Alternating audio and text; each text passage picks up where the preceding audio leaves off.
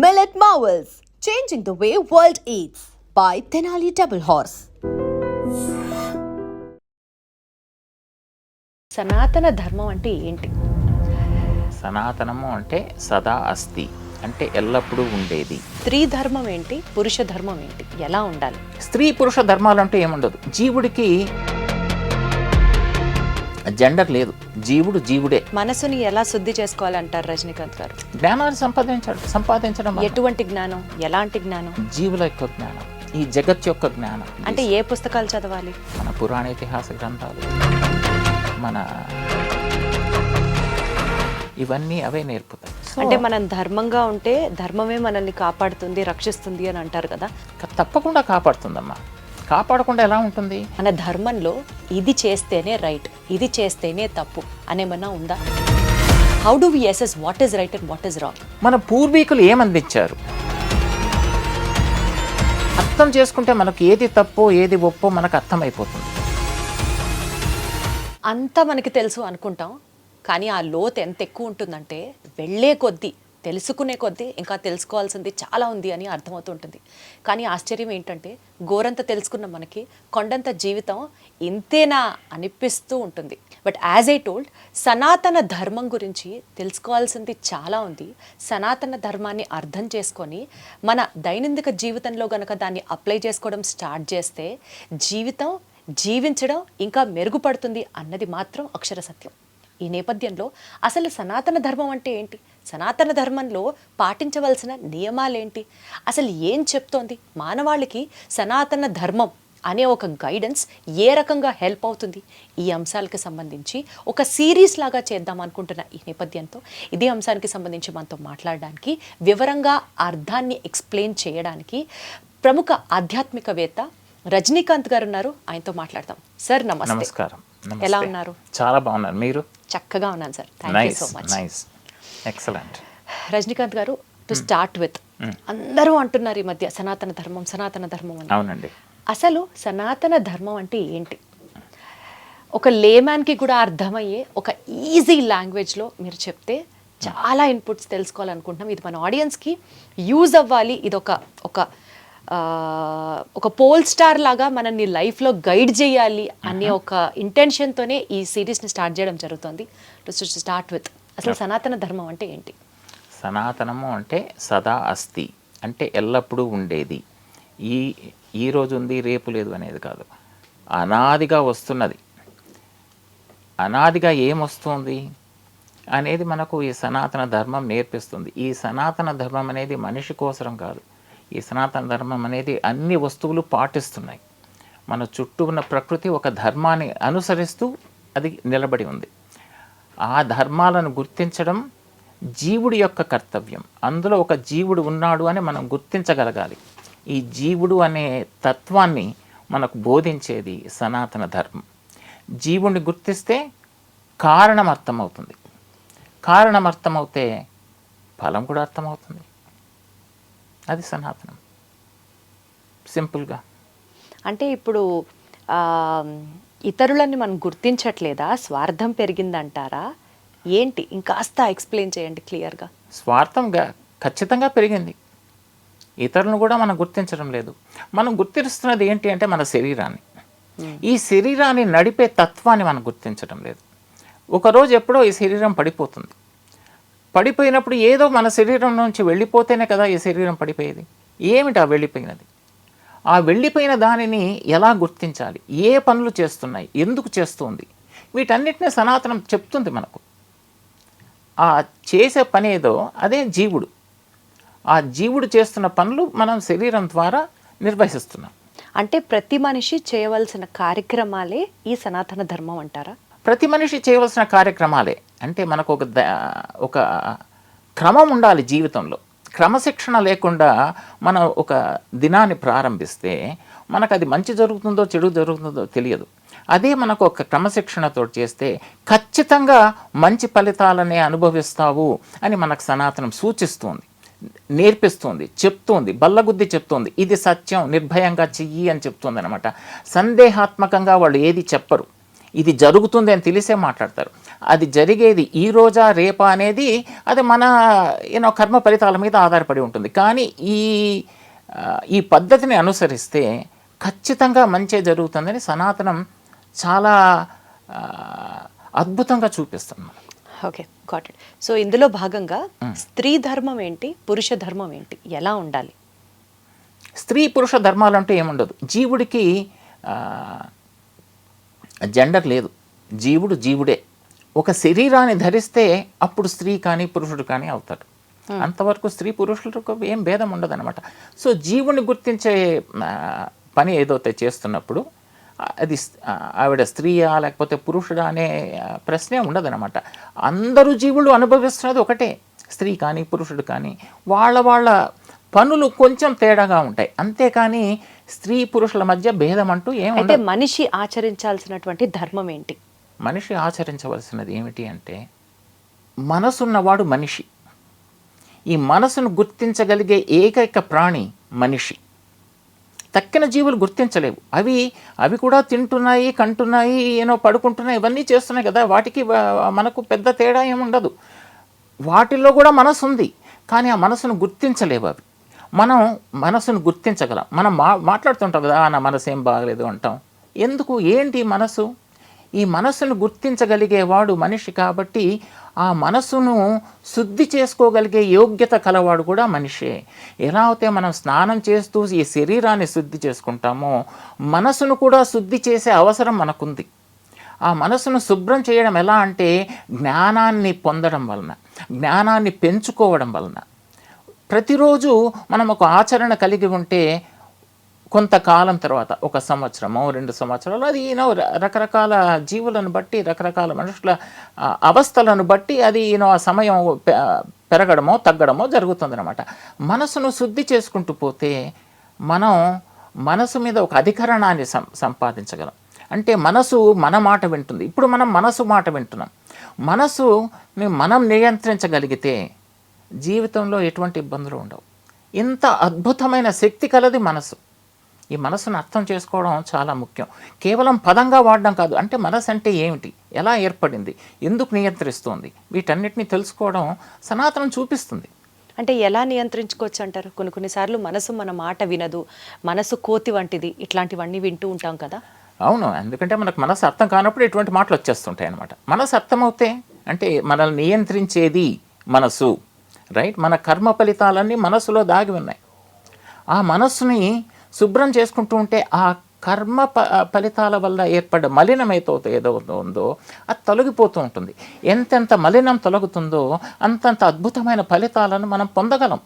అది మనకు రాసి పెట్టి ఉంది, కానీ మనం దాన్ని గుర్తించలేకపోతున్నాం. మనసుని ఎలా శుద్ధి చేసుకోవాలంటారు రజనీకాంత్ గారు? జ్ఞానాన్ని సంపాదించడం. ఎటువంటి జ్ఞానం, ఎలాంటి జ్ఞానం? జీవుల యొక్క జ్ఞానం, ఈ జగత్ యొక్క జ్ఞానం.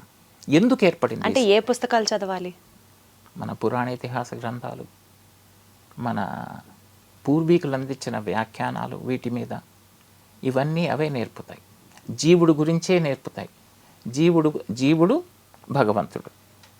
భగవంతుడు వరకు వెళ్ళకపోయినా జీవుడు గురించి తెలుసుకుంటే చాలామందికి అది చాలా ప్రయోజనం. కొంతమందికి భగవంతుడు గురించి గుర్తించడం కష్టసాధ్యం. అది చాలా సులభంగా అందడు భగవంతుడు. అలా అని చాలా సులభంగా అందిన ఉదాహరణలు కూడా బోలెడని ఉన్నాయి మన మధ్యలో. సో మనకు ముఖ్యంగా ఏంటంటే జీవుని గుర్తించడం. జీవుని గుర్తిస్తే అన్నింటి మీద మనం దయ కలిగి ఉంటాం. ఈరోజు దయ కనుమరుగైంది.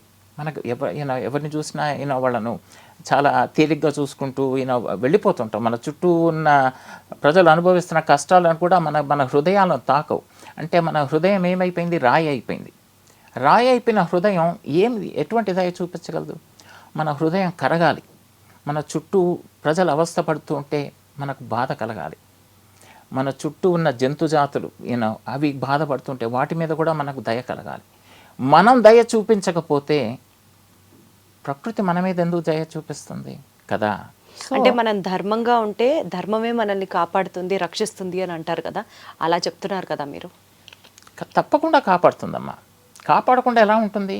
మనం మన ధర్మాన్ని నిర్వర్తిస్తే అది మనల్ని ఖచ్చితంగా రక్షిస్తుంది. అందులో సందేహమే లేదు. ఈ ధర్మం ఏంటి అంటే అందరి మీద దయ కలిగి ఉండడం, స్వార్థంతో పని చేయకుండా ఉండడం. స్వార్థం మనకు చాలా భయంకరమైన ఆపదను తీసుకొస్తుంది. ఈరోజు మనకు అనిపించవచ్చు ఆ స్వార్థం నన్ను ఇంత సుఖాన్ని ఇస్తుంది అని. ఈరోజు నీకు సుఖాన్ని ఇవ్వచ్చు, సుఖం తర్వాత వచ్చేది దుఃఖమే. ఆ దుఃఖం ఎలా ఉంటుందో మనకు తెలియదు. సో ఏమవుతుందంటే మనకు సుఖంలో మనం దుఃఖాన్ని మర్చిపోతాం. దుఃఖం వచ్చినప్పుడు అయ్యో నాకు దుఃఖం ఎందుకు వచ్చింది, నేనేం పాపం చేశా, ఇటువంటి మాటలు వచ్చేస్తాయి. సుఖాన్ని నేను చేశాను అనుకుంటాం. రెండూ మనం చేయలేదు. రెండూ మన వశంలో లేవు. సుఖం కానీ దుఃఖం కానీ మన వశంలో లేవు. అటువంటప్పుడు దుఃఖమే ఎవరో చేశారని ఎందుకు అనుకోవాలి? అంటే మనకు జీవితం అర్థం కావటం లేదని మనం అర్థం చేసుకోవాలి ఇలా, రైట్? సో మనకు చాలా ముఖ్యమైనది ఏంటంటే మనిషిగా ప్రవర్తించాలి అంటే మనం దయ కలిగి ఉండాలి. ఒక మంచి వెన్నెలాంటి హృదయం కలిగి ఉండాలి. మన చుట్టూ ఉన్న వాతావరణాన్ని, మన చుట్టూ ఉన్న పరిసరాలను, మన చుట్టూ ఉన్న ప్రకృతిని, ఈ విశాలమైన జగత్తుని అర్థం చేసుకోవాలి. అర్థం చేసుకునే యోగ్యత కలవాళ్ళం మనం. ఆ యోగ్యతను మనం మరిచిపోతే ఈరోజు మనం బాగుంటే బాగుండవచ్చు, రేపు మరో జన్మలో నువ్వు బాగుంటావని నీకు ఏ ప్రూఫ్ ఉంది? ఖచ్చితంగా తిరిగి వస్తామనేది గ్యారంటీ అన్నమాట. మన చుట్టూ ఉన్న జగత్ అదే చేస్తుందిగా, రైట్? సముద్రపు నీరు ఆవిరయ్యి మేఘాలుగా మారుతుంది. అంటే మేఘాలకు కారణం సముద్రుడు. వాటర్ సైకిల్, వాటర్ మళ్ళీ తిరిగి వస్తుంది కదా. నువ్వెందుకు రావు? ఏంటి మనలో ప్రత్యేకత? నువ్వు కూడా వస్తావు. సో జీవితం యొక్క లక్ష్యం ఏంటి అంటే, జీవితం యొక్క గమ్యం, మనిషి యొక్క జీవితం యొక్క గమ్యం ఈ జన్మ మృత్యు చక్రం నుంచి విడిపోవడం. ఈ జన్మ వద్దు, మృత్యువు వద్దు. జన్మ ఉంటే మృత్యు ఉంది, ఈ రెండు లేకపోతే సదాస్తి ఎప్పుడు ఉంటారు. సో ఆ స్థితి ఎలా సాధించవచ్చు? అది కూడా సనాతన ధర్మంలో చెప్తుందా? ఏమన్నారు? అది కూడా మన ధర్మంలో చెప్తుందా? చెప్తుంది కదా. అందుకే అదంత గొప్పది. చెప్పకపోతే అది ఎలా గొప్పదవుతుంది? అంటే ఈ జన్మ మృత్యు చక్రం నుంచి ఎలా విడిపోవాలని నేర్పిస్తుంది. రామాయణ గ్రంథం ఏం చూపిస్తుంది? అదే చూపిస్తుంది. ఎలా చేస్తారు అంటే రామాయణం అందరికీ మామూలుగా కథ రూపంగా అర్థమవుతుంది. కానీ రామాయణంలో యొక్క రహస్యం ఏంటంటే అది దీర్ఘ శరణాగతి గ్రంథం. అంటే అందులో మీకు మొట్టమొదటి శ్లోకం నుంచి చిట్ట చివరి వరకు శరణాగతినే చూపిస్తుంది. శరణాగతి అంటే ఒక ప్రపన్నుడు అవ్వడం అన్నమాట జీవితంలో. అంటే ఈ ఆత్మ, ఈ జీవుడు నాది కాదు, ఇది పరమాత్మకు చెందినది అని చూపించే గ్రంథం శ్రీరామాయణం. మహాభారతం కూడా అదే చేస్తుంది. కానీ ఇంత స్పష్టంగా మహాభారతం చూపించదు. అంటే ఎలా? ఇప్పుడు మనకి రామాయణం గురించి కనుక వింటే ఒక స్త్రీకి నచ్చకుండా మనం ఏదన్నా చేస్తే, అంటే ఒక స్త్రీకి ఎంత శక్తి ఉందో, లేదా రాముల వారి గురించి తెలుసుకుంటే ఒక కొడుకుగా నిర్వహించాల్సిన బాధ్యతలు ఎంత చక్కగా నిర్వహించారో, ఒక రాజుగా ఆయన ధర్మాన్ని పాటించాల్సిన విధానం అందరం చూసి నేర్చుకోవాలి. ఇట్లా ఒక్కొక్క యాంగిల్ని మనం తీసుకుంటాం. అదే మహాభారతానికి సంబంధించి అంటే సరే జూదం ఆడకూడదని ఒక నీతి తెలుసుకుంటాం. అట్లా ఒక్కొక్కళ్ళకి ఒక్కొక్క టేక్అవే ఉంటే, ఇప్పుడు మీరు చెప్పినట్లుగా ఈ శరణాగతి అనే అంశాన్ని ఎక్కడ అర్థమవుతుంది, ఎలా తెలుస్తుంది ప్రజలకి? మొట్టమొదటి శ్లోకం నుంచి ఉంటుంది. వాల్మీకి మహర్షి శ్రీరామాయణాన్ని రచించాడు. ఆయన రచించాడు అంటే ఎలా రచించగలిగాడు? శ్రీరాముల వారి మీద, రామనామం మీద ఆయన తపస్సు చేశాడు. ఎన్నో వేల సంవత్సరాలు తపస్సు చేసిన ఆయన. ఆ తప ఫలితంగా ఆయనకు నారదుల వారు దర్శనమిస్తారు. నారదుల వారు దర్శనమిచ్చి రామాయణ గ్రంథాన్ని రచించమని ప్రోత్సహిస్తాడు ఆయన. వాల్మీకి ముందు ప్రశ్నిస్తాడు, దానికి బదులుగా నారదుల వారు సంక్షేప రామాయణాన్ని వర్ణిస్తారు. దాని తర్వాత ఆ సంక్షేప రామాయణాన్ని తలుస్తూ బ్రహ్మ సాక్షాత్కరించి రామాయణ గ్రంథాన్ని రచించమని ప్రోత్సహిస్తాడు. అదే శరణాగతి. ఆయన మొత్తం జీవితాన్ని భగవంతుడి సేవ కోసం అర్పించాడు. భగవంతుడి యొక్క కథను చెప్పాడు, తన కథను చెప్పుకోలేదు. ఇది నా ప్రశ్న అనే చెప్పలేదు. నారదుడు కూడా ఎలా జవాబిస్తాడు? 16 గుణాలు అడుగుతాడు వాల్మీకి నారదుల మహర్షిని. ఆ 16 గుణాలు అడిగితే దానికి బదులుగా నారదుడు ఆయన ఎలా అడుగుతాడు? ప్రస్తుతం నేనుంటున్న కాలంలో ఎటువంటి గుణాలు కలిగిన వ్యక్తి ఉన్నాడా అని అడుగుతాడు. అడిగినప్పుడు నారదుల వారు ఏమని సమాధానం ఇస్తాడు? జనైహి శృతః అంటాడు. ఇది నేను చెప్తున్నాను, ఇది నా మాటగా ఇగో అవును రాముడు ఉన్నాడని తను చెప్పలే. జనైహి శృత, జనులందరూ అనుకుంటున్నారు శ్రీరాముల వారు నువ్వు అడిగిన గుణాలు కలిగి ఉన్నాడు అని చెప్తాడు వాల్మీకి. ఎంత అద్భుతం! అంటే ఈ నేను అనే శబ్దాన్ని మనం తీసేయాలి. నేను అనేది చాలా ప్రమాదకరం. నేను అంటే కర్మ ఫలితాలు వస్తూనే ఉంటాయి మనం చేస్తున్నాం. ఇప్పుడు మనం ఈ ఇంటర్వ్యూలో మనం మంచి మాట్లాడుతుంటే మనకు మంచి ఫలితం వచ్చి పడుతూ ఉంటుంది. అది కూడా రాకూడదు మన దగ్గరికి. ఈ పుణ్యము పాపము రెండూ ఉండకూడదు, రెండూ హానికరాలే. శ్రీ వైష్ణవ సాంప్రదాయంలో పుణ్యము పాపము రెండూ పాపాలే. అలా చూస్తారు శ్రీ రామానుజుల వారు. అలా మనం చూడగలగాలి. మనకు పాపము వద్దు, పుణ్యము వద్దు. ఈ రెండు ఉన్నంతకాలం ఈ జన్మ మృత్యు చక్రంలో కొట్టుకుంటూనే ఉంటాం అన్నమాట. సో కమింగ్ బ్యాక్, రెండు లేకుండా ఎలా ఉండాలి? కర్మను తొలగించేయాలండి. మీరు మీ జీవితాన్ని, మీ ఆత్మను తీసుకువెళ్ళి భగవంతుడికి సమర్పిస్తే మీ కర్మ ఫలితాలు మొత్తం తొలగిపోతాయి. మీ కర్మ మొత్తం తొలగిపోతుంది. The balance become zero. కర్మ అంటే బ్యాంక్ అకౌంట్లో ఉన్న డబ్బులాగా. బ్యాంకులో మీ దగ్గర డబ్బులు ఉన్నాయి. ఈ జీవితం మీరు ఒక $10,000 10 లక్షలో ఎంతో విత్డ్రా చేసుకొని వచ్చారు. 10,000 తీసుకొచ్చిన వాడు కష్టాలు పడతాడు, 10 లక్షలు తీసుకొస్తే వాడు సుఖాన్ని అనుభవిస్తాడు. అలా అనుకుందాం మాటల వరుసకు. అది ఖర్చు అయిపోగానే మీరు వదిలేస్తారు. బ్యాంకులో ఇంకా ఉన్నాయి ఆ డబ్బులు, మళ్ళీ తిరిగి వస్తారు. ఖర్చు పెట్టాలిగా మొత్తం అదంతా. మీరు ఈ 10 లక్షలు తీసుకొచ్చి జీవితాన్ని అనుభవిస్తున్నప్పుడు ప్రారంధం అంటాం. ఈ ప్రారంధంలో అనుభవిస్తున్నప్పుడు నేను చేస్తున్నా అంటే ఇంట్రెస్ట్ వచ్చి పడుతూ ఉంటుంది. నేను అనే శబ్దానికి మళ్ళీ వడ్డీలాగా ఆగామి అని ఈ సంచితంలో యాడ్ అవుతూ ఉంటుంది. ఎంతెంత యాడ్ అవుతుంటుందో అన్ని జన్మలు ఇంకా ఎత్తుతూ ఉండాలి మనం. ఇది మొట్టమొదటిసారిగా మనం ఇది మనిషి జన్మ ఎత్తలేదు. ఎన్నో కోట్ల సార్లు మనం మనిషిగా పుట్టాం పోయాం. ఎన్నోసార్లు పుట్టాం మనం, కోట్ల సార్లు పుట్టాం. ఒక్కొక్కసారి పుట్టినప్పుడు ఒక్కొక్క మెట్టు ఎదుగుతూ వచ్చాం. సో చిట్ట చివరికి గమ్యం మనిషి అన్న జీవికి వైకుంఠం చేరడం అంటే జన్మ మృత్యు చక్రం నుంచి విడి మోక్షాన్ని పొందడం. ప్రతి జీవికిను. ఇప్పుడు మనం పూజలు చేస్తారు గుళ్ళల్లో, పూలు ఫలాలు నైవేద్యాలు అన్నీ అర్పిస్తారు. ఎందుకు అర్పించాలి? ఏ కారణం చేత మనం భగవంతుడికి అవి చూపించాలి? చూపిస్తే దానివలన కలిగే ఫలితం ఏంటి? రైట్? అందులో ఉన్న జీవులకు మోక్షాన్ని ప్రసాదిస్తున్నారు. ఒక పువ్వులో జీవుడు ఉన్నాడు, ఒక ఫలంలో జీవుడు ఉన్నాడు. ఆ జీవుడు తరించగలిగే, చాలా అతి సులభంగా తరించగలిగే ఉపాయం ఏంటంటే భగవంతుడిని చేరుతున్నాడుగా, పరమాత్మ స్వీకరించాడుగా. ఆ జీవి అందులో నుంచి మోక్షాన్ని పొందాడు. అందులో ఉన్న జీవి వెళ్ళిపోయాడు కాబట్టి అది మనకు స్వీకరణీయం. అది మనకి ఏ హాని చెయ్యదు. మనం వండిన వంట కూడా అంతే. భగవంతుడిని కర్పిస్తే అందులో ఉన్న జీవులు తరిస్తారు. తరించిన అప్పుడు అందులో ఉన్న దోషాలన్నీ తొలగిపోతాయి. ఇలా చేస్తుంది అని చెప్తుంది మనకు శాస్త్రం. అర్థమైంది. సో ఒక యాంగిల్ నాకు అర్థమవుతుంది.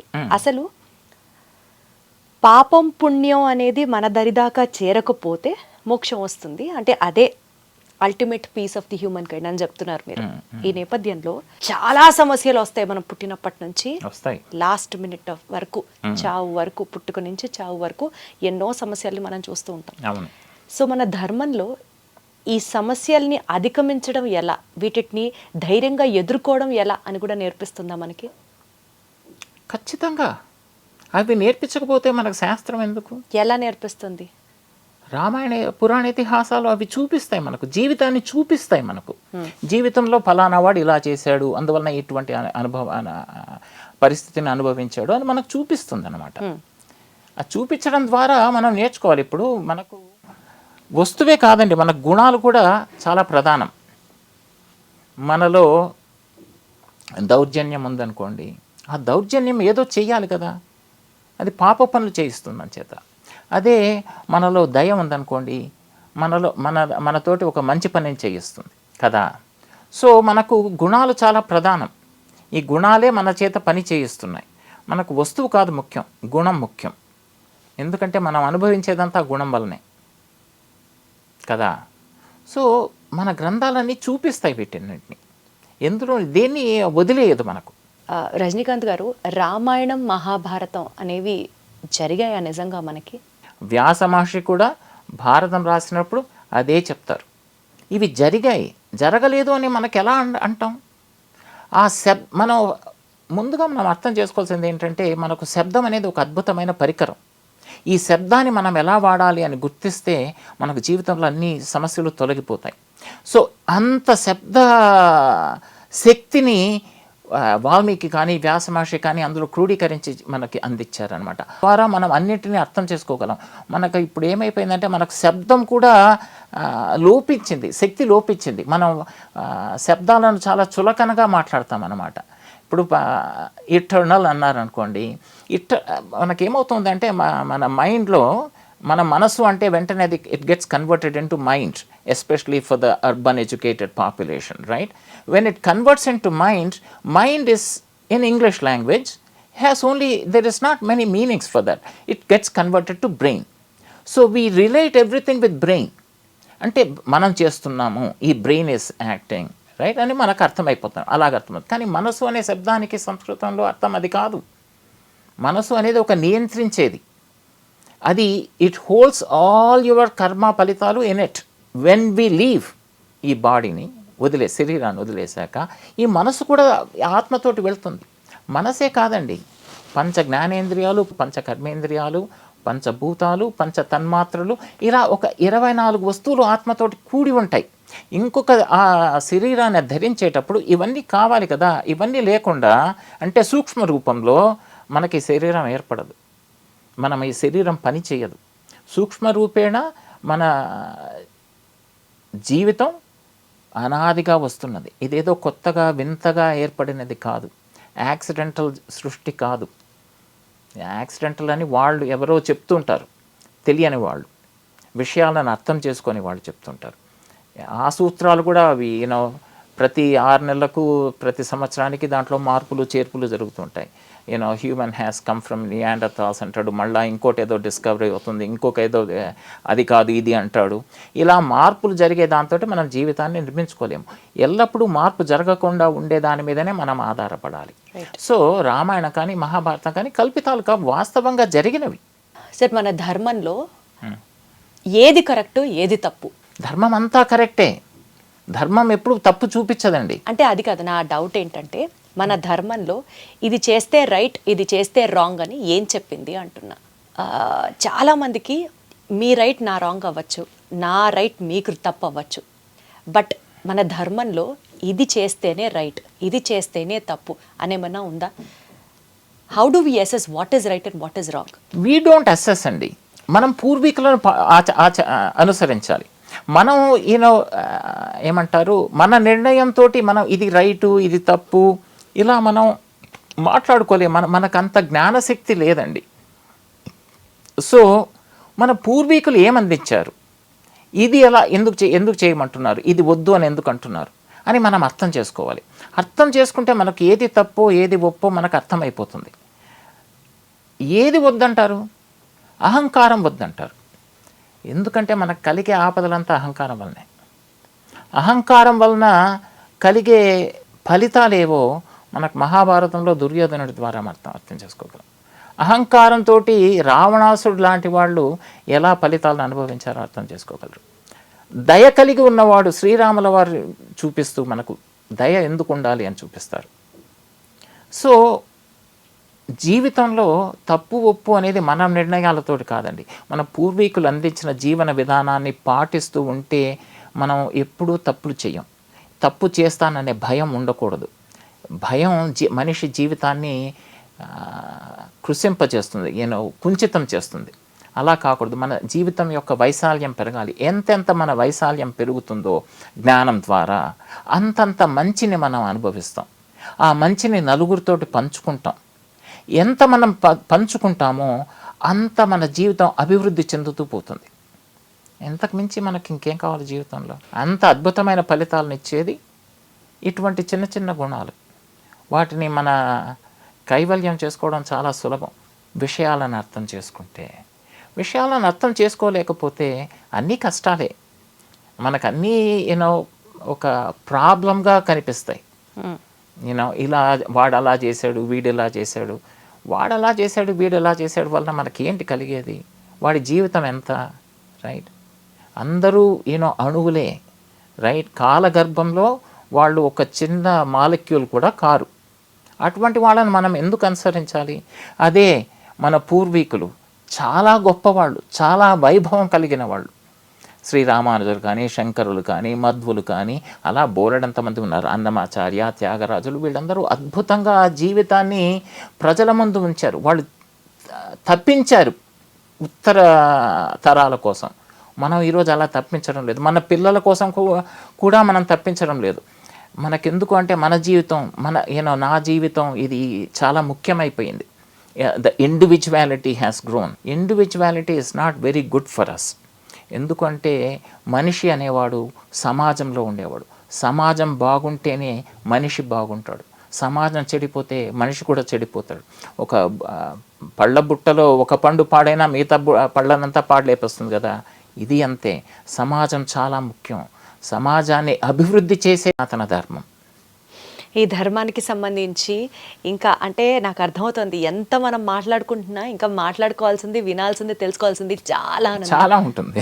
సో ఒక్కొక్క ఎపిసోడ్లో మనం మాట్లాడుకున్నట్టు బేసిక్గా ఇంట్రొడక్షన్ టు వాట్ ఈస్ సనాతన ధర్మం, అది మన లైఫ్లో ఎలా అప్లై చేసుకోవాలో బేసిక్స్ అర్థమవుతున్నాయి. కాబట్టి ఒక్కొక్క ఎపిసోడ్లో ఇంకాస్త డీటెయిల్డ్గా, ఇలాబొరేటెడ్గా మాట్లాడుకుందాం. తప్పకుండా దీప్తి గారు. Thank you so much. నమస్కారం. నమస్కారం.